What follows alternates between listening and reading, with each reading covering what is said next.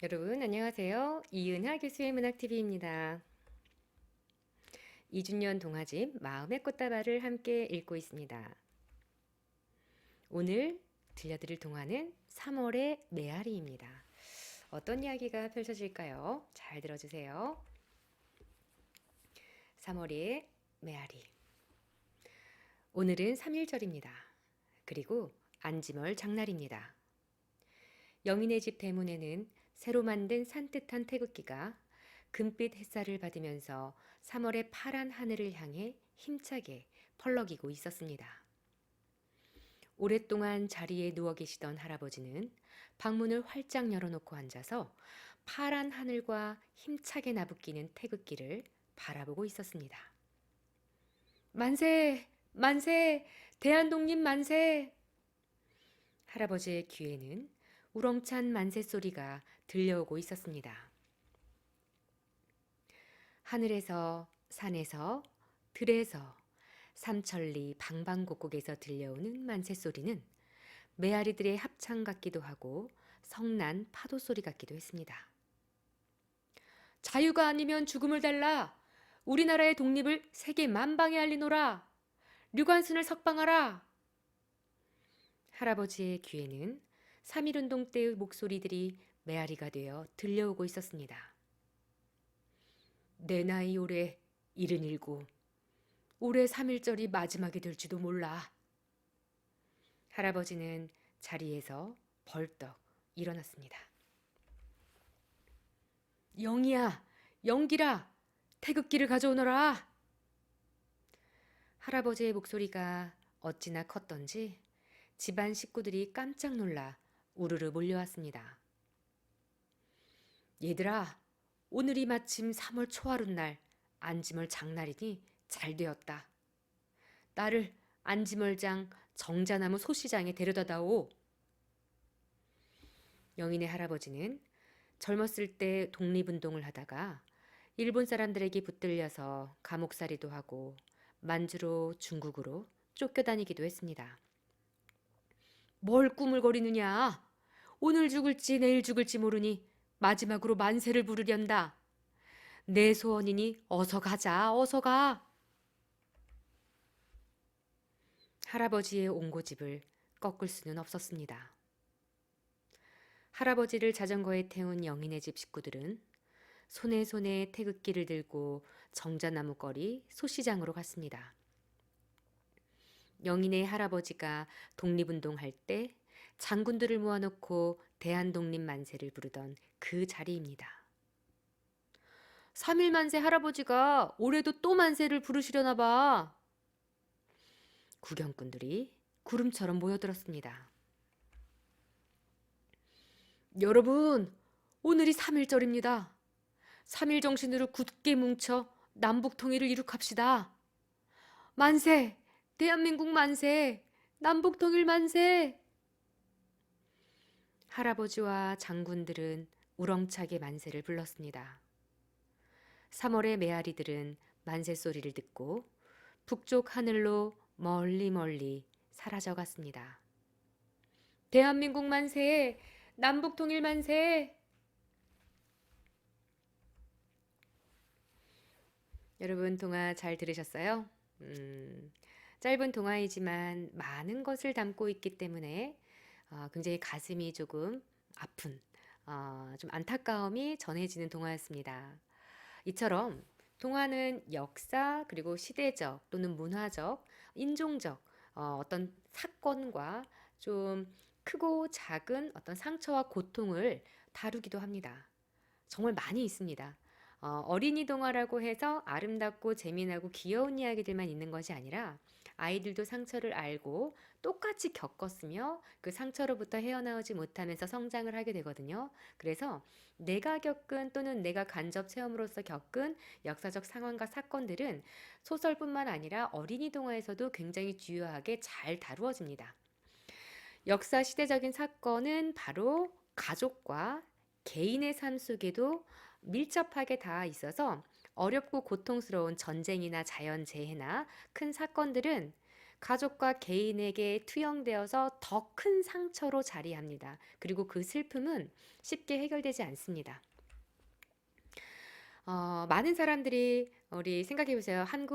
대한민국은 전쟁뿐만 아니라 많은 어려움을 극복하고 발전해 왔지만 어, 일제치하 때, 또 한국전쟁 때, 또 뭐 지금 겪고 있는 코로나 시대적 상황뿐만 아니라 또 유신 정권으로 민주화에 이르기까지 많은 크고 작은 사건들이 있었고요.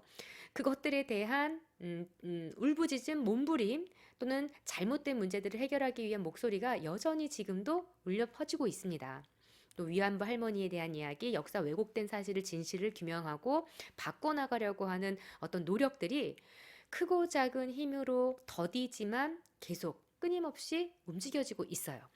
그렇다면 진실을 기록하면 달라질까요? 치유가 되나요? 극복할 수 있을까요? 변화되기를 바라지만 쉬운 문제일까요? 이 모든 것들을 포함해서 너무나 어렵고 우리에겐 숙명적인 숙제가 되고 있습니다. 풀어야 할 과제인데 쉽게 풀어지지 않고 개인 간에 또는 지역 간에 또는 국가 간에 또는 세대 차이 간에 이런 문제들을 풀어야 나가야 할 문제들이 사실은 조금씩 조금씩 더 덧붙여져서 어쩌면 커다란 덩어리처럼 해결되는 문제도 있지만 또 다른 문제를 야기하기도 합니다. 그러나 우리는 외면할 수 없고 인간을 중심으로 인간에게 일어난 일이기 때문에 문학 속에 아주 중요한 소재와 테마로 등장합니다. 그런데 우리는 역사책과 문학을 구분해야 됩니다. 역사책과 우리는 이제 역사적 사실을 잘 알고 겪었다고 해서 내가 생각하는 진실을 기록한다고 해서 문학이 되는 것이 아닙니다. 그러나 제가 지난번에 얘기했어요. 안내의 일기가 솔직하게 쓴 그 소녀의 일기지만 정말 뛰어난 문학 작품으로 평가되고 있는 이유에 대해서 얘기를 드렸는데 역사책에 대한 관념보다 역사책은 사실적인 기록을 바탕으로 진실을 보여주고 다양한 시각을 통해서 그 문제를 객관적으로 보게 하면서 많은 이들에게 사유를 불러일으켜서 제대로 해석하고 비평하면서 나아갈 수 있는 지침이 되게 만들어집니다. 즉, 과거의 기록은 현재의 거울이고 다시 미래로 나아가는 힘이 되기 때문이에요.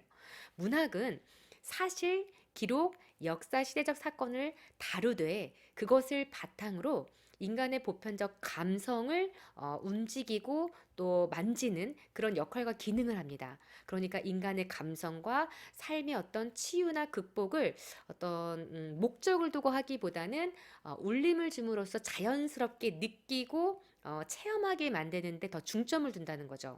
이런 특성으로 봤을 때 역사책은 정확한 사실을 배우고 지식을 갖게 하고 어떤 객관적인 비평 능력을 갖게 하는데 힘이 되고 문학은 다양한 삶을 또는 다양한 시대의 삶을 체험함으로써 나 자신에게 감성과 통찰력과 사고력을 향상시켜주는 역할을 하게 되죠. 그래서 문학 작품을 읽는다, 그 다음에 또 문학 작품을 쓴다 라고 한다면 감성에만 치우치거나 지식에만 치우치서는 안 되고요. 그런 역사적인 시대적 사실이나 내 가족의 어떤 나의 개인적인 이야기들도 쓰고 싶다면 특히 사실적인 이야기일수록 더 공부가 필요합니다. 역사에 대해서 올바른 인식을 가져야 하겠고, 일단 기본적으로 역사적 사실에 대해서 틀림없이 어느 정도 보편적 진실에 대해서 알아야 되겠고, 이것들을 좀 다르게 보고 다르게 해석할 수 있는 개인적 능력을 좀 차치하더라도 공부가 필요하고 지식이 필요하고 거기서 나만의 개성, 나만의 시각, 나만의 어떤 주제의식, 문제의식을 가지고 그 이야기를 풀어낸다면 이야기의 설득력도 높아지면서 몰랐던 사실을 좀 다르게 볼 수 있는 낯설면서도 생각하는 힘을 다양하게 알려주는, 특히 자연스럽게 느끼면서 알려주는 역할을 하기 때문에 영향력이 상당히 크죠. 그래서 여러분 글을 쓴다는 거, 또 생각한다는 것, 상상한다라는 것은 사실에 기반한 지식도 굉장히 많이 필요해서 실제로 공부를 많이 해야 한다. 내가 좋아하는 분야나 내가 다루고 싶은 소재가 있다면 거기에 대해서 통달은 못할지언정 기본적인 지식은 일단 정확하게 팩트에 대해서 공부를 해야 하고 문제를 상상하는 부분과 사실을 바탕으로 하는 부분이 몰라서 쓰는 것과 알면서 변형시킨 건 다른 문제이거든요. 그래서 지식과 감성의 조화가 이 균형이 창작하는 데 굉장히 중요하다라는 것 좀 강조하고 싶습니다.